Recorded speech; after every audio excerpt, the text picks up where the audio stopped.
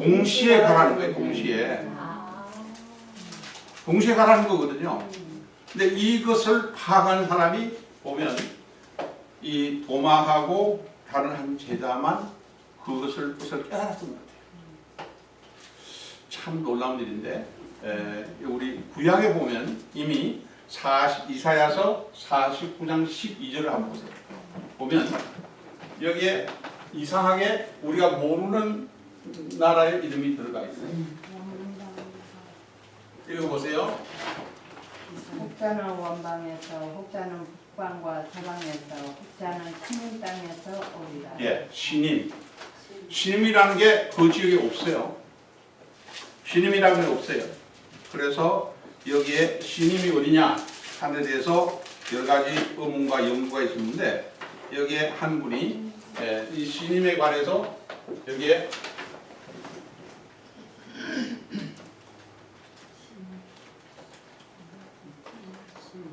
서 헨리 율이라는 분이 여기에 신임은 쉽게 말하면 오늘의 중국이다.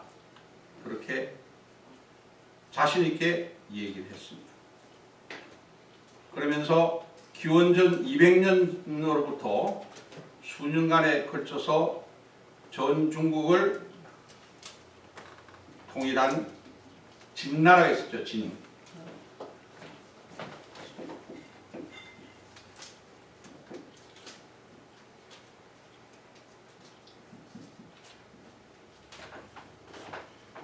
그러니까 여기서 보면 이 북방 유라시아의 초원지대하고 중앙아시아의 그 오아시스 지역하고 그 다음에 또 한 지역이 있는데 그것이 동방 지역이었다. 그렇게 보는 거예요. 이렇게 보면 고대 로마의 문명하고 고대 중국 문명 사이에 다리를 놓는 역할이 필요했는데 그 다리를 놓는 역할 가운데서 동서교류가 이루어지면서 있었던 것이 여러 가지가 나옵니다. 여러 가지가 나오는데 그 중에서 보면 여기에서 분명히 이런 게 여기가 이스라엘이잖아요. 그죠? 이스라엘 출발해서 여기 에데사 정도가 되고 이것이 어디로 가요? 인도로 가서 인도에서 어디로 가는 거예요? 중국이에요. 그죠?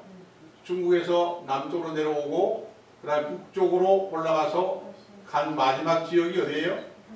여기가 한국이에요. 예. 그러니까 우리가 서쪽에 대한 것을 너무 잘 아니까 놔두고 동쪽으로 간 거를 이렇게 쳐다보면 여기에 돼 있어요. 그래서 저는 하나님이 요한복음 3장 16절에 세상을 사랑하사 독생자를 주셨으니 세상 속에는 서양만 있어요? 아니죠. 동양도 세상이에요.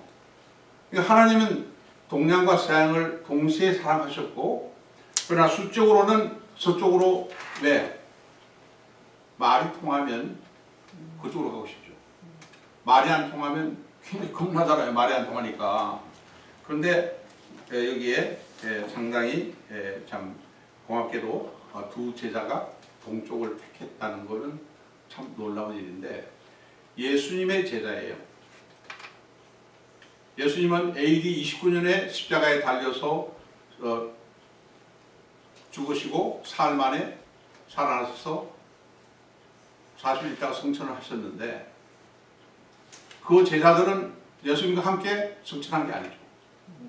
많은 사람들이 각자 지역을 맡아서 그 지역에 가서 복음을 전거한 거죠. 그런데 그 전거하기 전에 이미 하나님은 항상 인간보다도 먼저 준비를 일반적인 준비를 해놓고 있는 거예요. 그러니까 내가 뭘 하나 하려고 그러면 그 하려고 마음먹은 그 순간에 바로 하는 것보다는 준비를 하는 게 좋아요. 콘스탄틴도 약 30년 넘게 준비를 했어요. 예수님도 공생에 3년 하시기 위해서 30년을 준비하셨어요. 여러분도 지금 앞으로의 새로운 선교 또 사역을 위해서 지금 준비하고 계신 거잖아요. 준비가 참 중요하거든요. 일반적인 준비는 뭐냐면 주로 몇 가지로 나타나는데 그 중에 한 가지가 문화 교류가 막 되는 거예요. 문화 교류가 된다는 것은 그 증거가 뭐냐면 문화 교류가 된 증거를 보면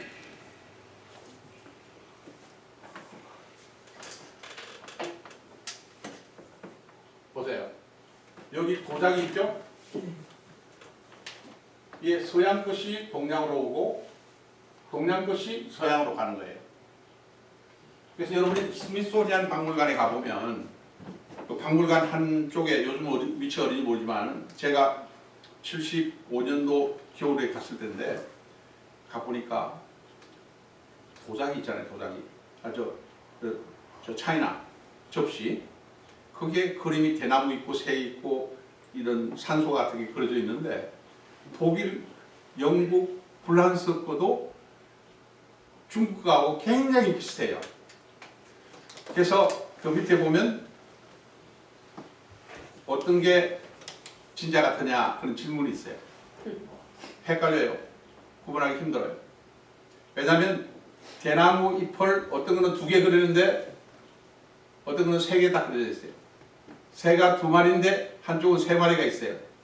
그런 식으로 약간 달리 했지 전체적인 윤곽을 멀리서 보면 같은 것 같아요. 그만큼 중국의 그 디시가 차이나가 비싸고 인기가 있으니까 영국이나 프랑스나 독일에 그 카피하는 사람들이 카피를 해서 썼다는 게 나옵니다. 그러나 저는 카피 기술이 좋다는 것도 물론 인간은 별깔이구나. 영국 사람이나 뭐 프랑스 사람이나 독일 사람이나 필요하면 다 이렇게 나쁜 말 하면 사기치는구나. 그래서 역시 아담과 이브의 후손이구나 그런 생각을 했지만 그러나 하나 분명한 것은 서양 사람들이 동양 것을 카피해서 팔아먹을 만큼 동양 것을 좋아했구나. 그죠?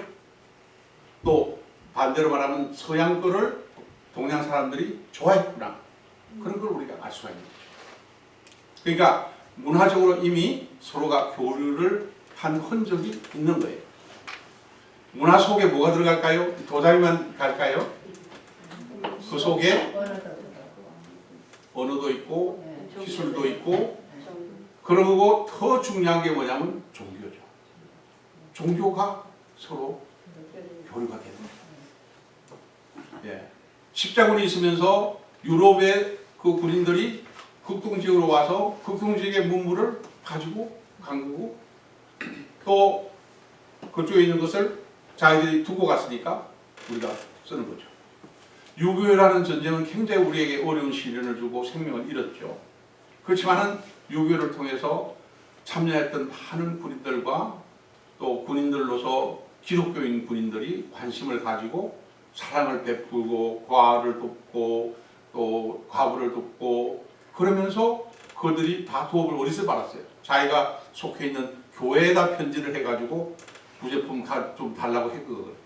그러니까 그때 우리나라는 뭐가 있었어요? 장로교, 감리교 뭐 기본적인 몇 개 그밖에 없었어요. 근데 6.25를 통해서 그 군인들이 가져온 많은 사랑의 선물과 함께 온 것이 교파가 많아진 거예요.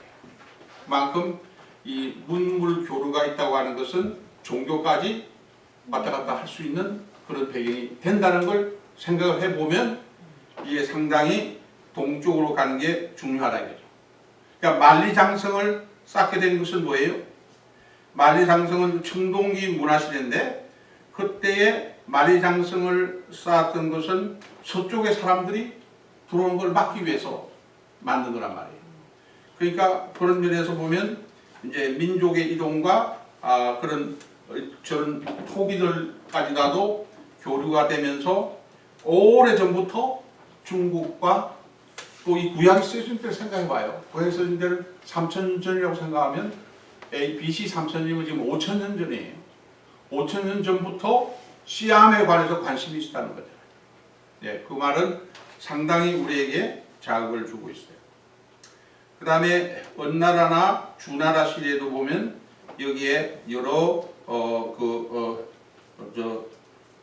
예를 들면 어린이 장난감이라든지 이런 조형물들이 왔다는 것을 우리가 볼 수가 있어요. 그래서 벌써 이 도마와 같이 간 한 제자가 동방을 택하기 전에 이미 서방 사람들이 동방을 알 수 있었고, 또 동방 사람들이 서양의 문물을 가지려고 애를 쓰고 있었다는 거죠. 그러니까 이것은 뭐예요? 하나님이 이미 선교의 길을 열어 놓으셨다, 이렇게 이제 볼 수가 있는 거죠. 그렇게 볼 때 이제 우리가 관심을 갖게 되는 것은 언제부터 그럼 구체적으로 이 기독교와 관련된 길이 열렸겠는가? 그걸 뭐 정말 하나하나 올라가면 굉장히 많겠지만은 여기에 제일 잘 아는 구체적인 예가 실크로드예요. 실크로드가 중국에서 만든 이 실크가 인기가 대단한 거예요. 그래서 로마 사람들이 구해보려고 엄청나게 노력을 하는 거죠. 이게 실크인데 지금도 보면 이 디자인을 이런 걸 보면요, 어떻게 2000년 전에 저런 디자인이 있을 수 있었는가 할 정도로 놀라운 염료 기술과 실크 만드는 기술이 있었고, 이것은 한나라의 무제 시대에, 그러니까 기원전 141년에서 87년 로마 제국이 그 줄리아스 시자가 나왔잖아요, 그죠? 그때 벌써 중국과 관련이 된 그 왕이 무제라는 왕이에요. 그러니까 줄리아스 시자하고 중국의 무제는 거의 같은 시기에서 서로 간에 관심을 가지고 통로를 열시하고 동서의 그 교통 문화를 열면서 풍속이라든지 여러 가지 생산물이 왔다 갔다 하는 그런 흔적을 보이면서 이 실크로드가 구성이 된 거죠. 그래서 이 실크로드를 통해서 실제 많은 분들이 중국을 오게 되는데, 당시에만 하더라도 지금도 마찬가지죠. 지금도 중국을 뭐라 그래요? 중국을 중화민족.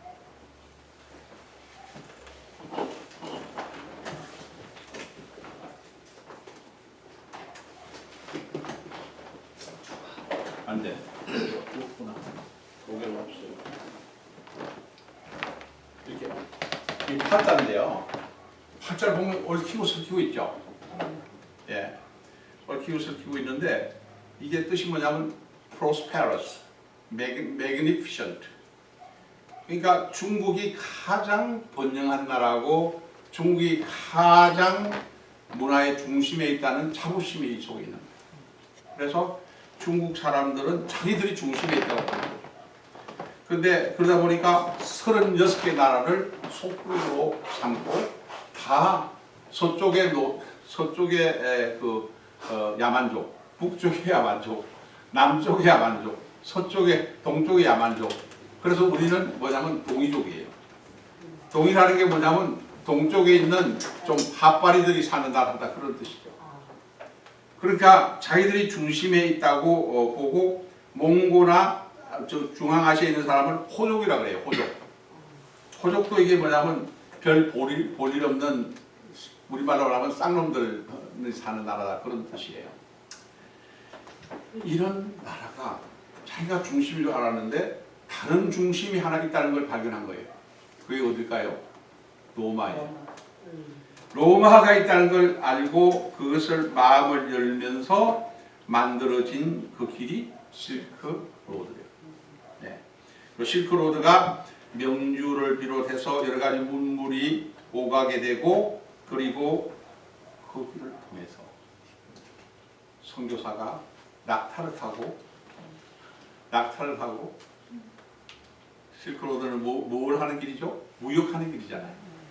무역사로 슬쩍슬쩍 들어오면서 기독교를 전파하게 됩니다. 오케이. 자, 그러면서 보면 이제 오순절 다락방에 몇 명이 모였다고 그랬죠? 120명의 문도가 모였어요. 그때 성령이 임하고 그리고 성령이 충만한 학염을 받은 많은 사람들이 각자가 다른 나라 말로 말하는 거예요. 그러니까 여기에 그 주위에 있던 사람들이 깜짝 놀라는 거죠. 저 사람은 분명히 유대 사람이고 이스라엘 사람인데 어떻게 내 나라 말을 하느냐 이거예요. 그런 식으로 해서 이제 단순히 다락방에 모였던 120명은 그 헬라어를 하는 사람들이 아니라 복음을 가지고는 어느 민족에라도 갈 수 있는 특별한 은사를 성령을 통해서 받은 거예요. 그 말은 뭐예요?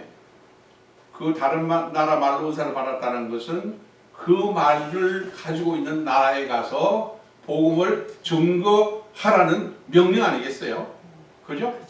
예, 그러니까 뭐 다른 나라 말을 다 할 수 있는데 헬라어만 하는 로마 쪽으로만 간다. 이거는 하나님의 뜻이 아니고 성령의 뜻이 아니라고 그렇게 볼 수 있는 거예요. 그래서 그 처음 출발지가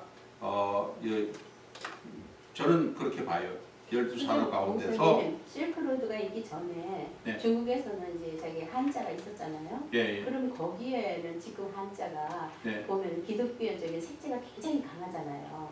근데 지금 그거는 어떻게 봐야 돼요? 글쎄 그거는 벌써 이제 그 전에 기독교가 어느 게 들어왔다고 먼저냐, 계란이 먼저냐, 닭이 먼저냐 이건데 실제 한자를 우리가 기독교적으로 해석을 한 게 후에겠지 기독교적인 해석을 해서 그 한자가 만들어졌겠느냐 그것도 하나의 퀘션이에요. 그거는 언어학적으로 연구를 해봐야 될 거예요. 예를 들면 어떤 분은 이렇게 이건 굉장히 기독교적이라고 보죠. 아무리 네가 힘이 있고 내가 힘이 있고 우리가 힘이 있어도 십자가가 없으면 그거는 아무런 도움이 안 된다. 야, 이거는 굉장히 기독교적으로 한자가 만들어졌다 이렇게 하는데 그거는 제가 언어학을 전공 아니기 때문에 그것까지는 내가 몰라요.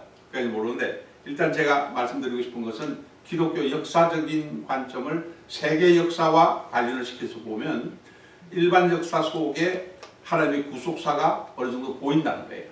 그리고 하나님은 우리가 뭘 하기 전에 하나님이 할 수 있는 여러 가지 기초적인 준비를 많이 해놓았는데 갑자기 도마가 나타나가지고 뭐라고 하면 누가 알아듣겠어요? 그렇지만은 문물이 있고 서양 문물도 알고 서양 다른 제도도 알고 그러면서 자연스럽게 서양 종교가 들어오게 되면 훨씬 빨리 들어갈 수가 있는 거잖아요. 예, 빨리 들어갈 수 있죠. 그래서 먼저 들어간 가운데서 여기 보면 사도 도마가 먼저 들은 것이 발대아라는 곳에 들어갔다고 그랬어요. 현재 발대아가 어디냐면 이란이에요. 발대아가 이란이에요. 이란까지 가서 거기서 끝나지 않고 인도로 갔고 인도에서 끝나지 않고 중국으로 갔고 중국에서 끝나지 않고 심지어 어떤 학자는 일본까지 갔다 됐는데 자 그러면 퀘션이 있는 거예요. 중국에서 일본을 가려면 어디 하나를 거쳐야 되는 거예요. 쥐가 무슨 죄로 날아서 갈 수 없는 거 아니에요. 비행기도 없는데. 그러면 이 사람들은 한국을 몰라서 그렇지 많은 그 결론이 일본까지 갔다는 말은 한국까지도 복음을 전개했다. 이렇게 보면 예수님 제자 시대에 우리 한국에도 도마나 도마의 제자가 와서 복음을 전개했다라는 가능성이 충분히 있는 거예요. 그런 의미에서 상당히 의미가 있고 우리에게 하나님은 우리 조선을 1884년 미국 선교사를 보내서 그때부터 복음을 전한 게 아니라 예수님 시대부터 우리 조선을 생각하고 계셨고 벌써 예수님의 제자나 제자의 제자가 한국을 찾아왔구나. 그러니까 한국이 왕따라는 나라가 아니었구나. 사람들이나 다른 강대국은 왕따시켰더라도 하나님은 조선을 사랑하셨구나. 아멘. 아멘. 그런 가능성을 우리가 보면서 이제 앞으로 더 많은 자료가 필요해요. 그렇지만은 충분히 가능성이 있을 것 같아요. 그래서 역사 가운데서 가장 유명한 역사가 유세비우스라는 역사가 있어요. 유세비우스의 교회사 책에 보면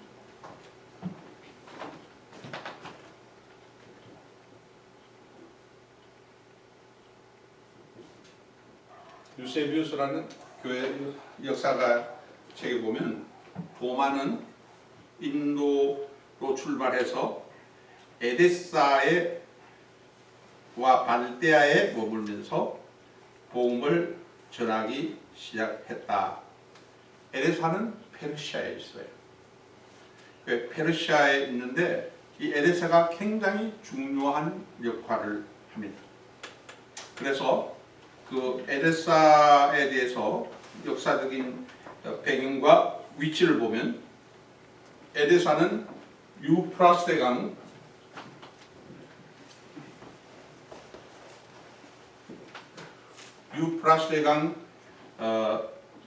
가까이 그 있는 그 지역을 말하고 또 여기에 안디옥에서 동쪽으로 60리밖에 안 떨어졌어요.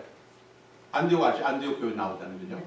7대 교회 가운데 안디옥 교회 나오는데 거기서 60리 같으면 차로 가면 1시간 내 거리예요. 그런데 이때 유세비우스가 하는 거 보면 여기에 에데사 국왕 참 하나님은 오래전부터 준비하는 게 확실해요. 나는 그걸 확신하는데 왜냐하면 여기에 에데사로 가게 된 게 갑자기 도마가 에데사로 간 게 아니고 보니까 여러분 벤허 보셨죠? 네.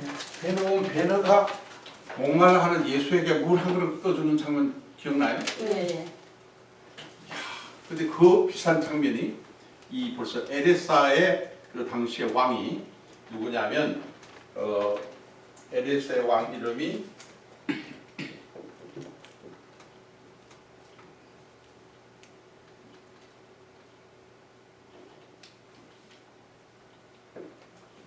왕이 있었는데 이 왕이 팔레스타인에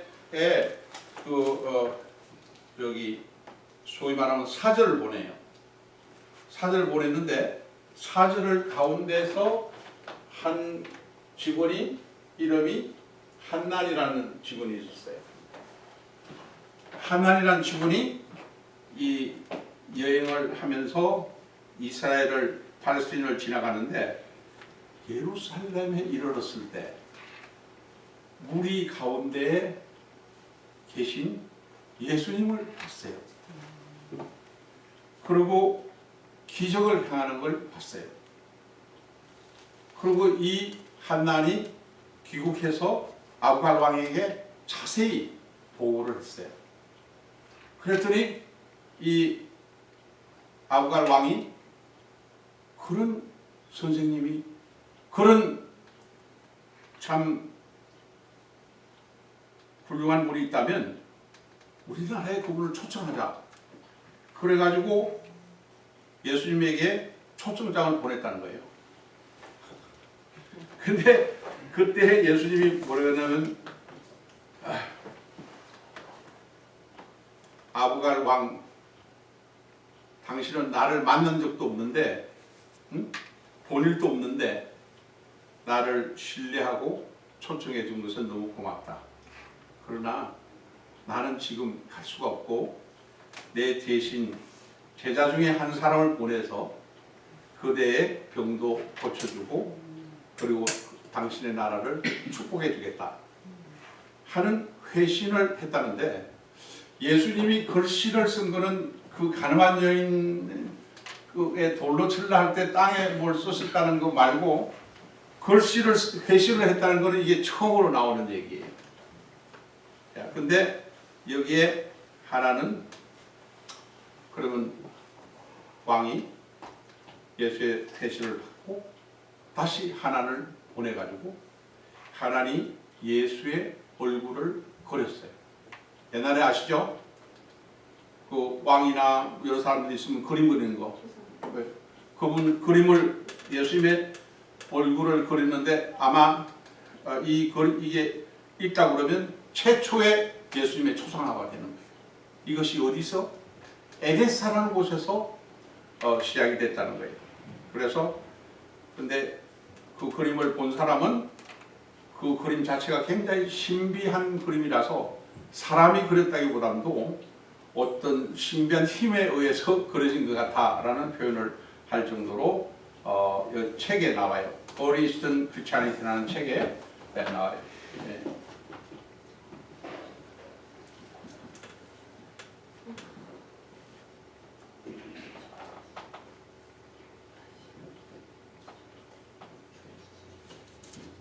R.C. 폴키라는 사람이 쓴 교회사 책에 보면 그 얘기가 나오고 있어요. 그 다음에 또 다른 하나의 자료에 의하면 아시폴카 책이에요? Early Eastern Christianity가 책이죠. 앞에 볼키트라는 것은 다른 이름이고요. 다른 사료에 의하면 예수님의 제자 가운데서 다데오가 있죠. 다데오. 그러니까 현재 자료로는 도마가 자기보다 먼저 다데오를 에데사에 보냈다는 자료가 있어요. 예, 그래서 그 아수리아 기독교인들은 그 사람이 다데오였다고 인정을 하고, 그리고 유다 도마는 그 이후에 이제 에데사를 거쳐서 인도에 가게 됐다. 그래서 이 인도에 보내졌다고 하는 그런 서한문이 있는데, 그 서한문이 지금 상당히 유일한 좋은 보물로 알려져 있는 것도 있습니다. 그 다음에 사도의 그 서한에 보면 사도의 교의라는 그 서한문 타이틀을 보면 Doctrine of Apostles, 그러니까 사도의 교훈이라는 데 보면 여기에 의심의 여지가 없이 1세기에 에데사에 강력한 기독교가 벌써 여기에 자라고 있었고, 많은 기독교가 여기에서 다른 도시로, 다른 나라로 전파되기 시작을 했다는 거예요. 그래서 이 에데사라고 하는 곳이 이 동방 기독교의 하나의 센터 역할을 하고, 서쪽으로 말하면 로마 교회와 같은 역할을 하는데, 지금 한인 신학교에서 아마 이런 에데사에 관해서 강의를 하는 학교가 거의 없어요. 아마 내가 볼 때는 뉴욕 나요 신학교가 처음이 아닌가 생각하는데, 거기에 의문이 있는 사람은 다른 학교에 가서 알아보기를 바랍니다. 예. 그런데 일단 여기에 보면 에데사 교회 선교 활동을 보면 선교 열기가 굉장히 불붙었어요.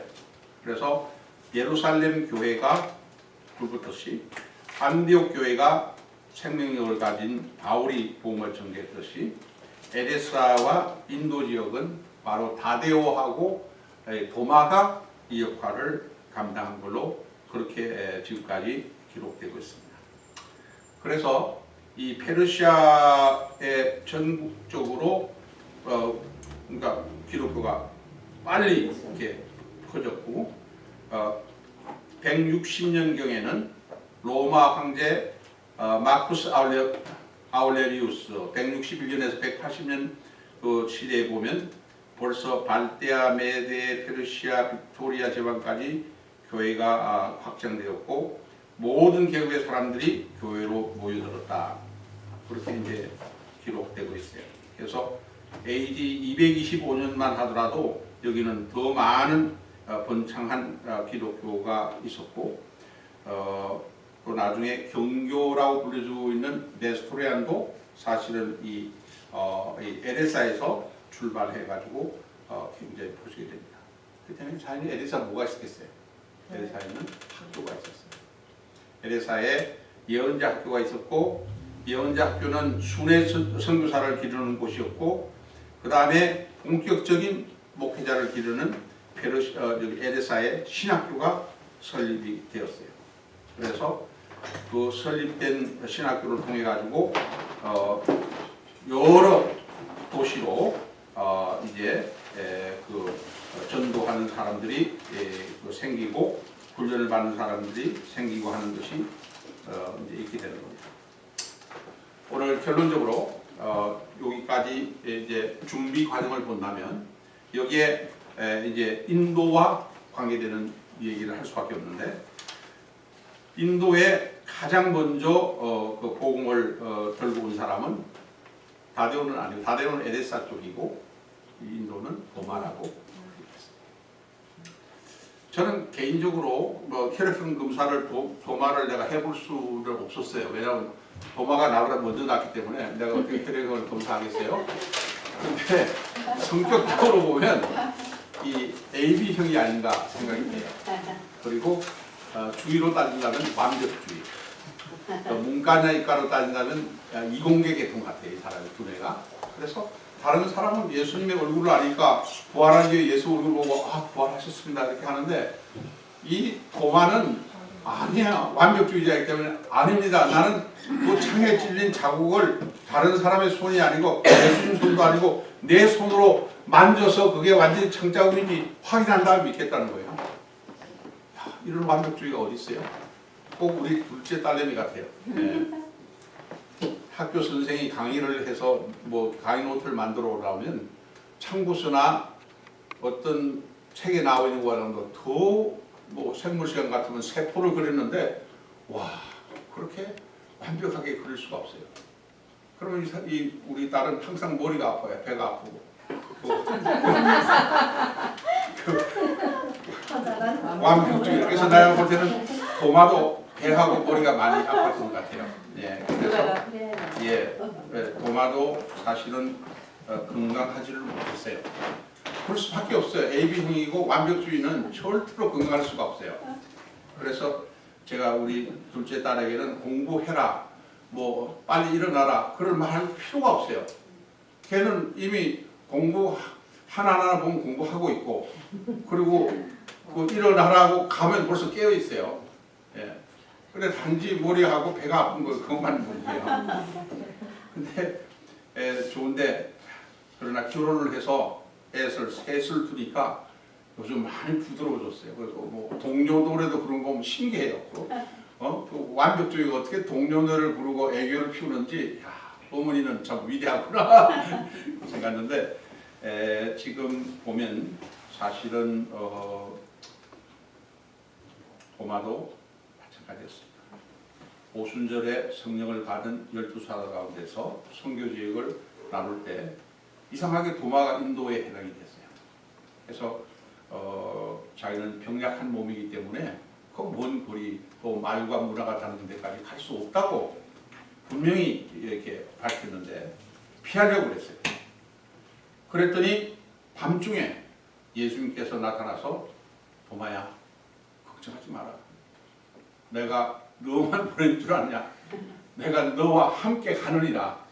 아멘. 예수님이 함께 간다고 그러니까 도마가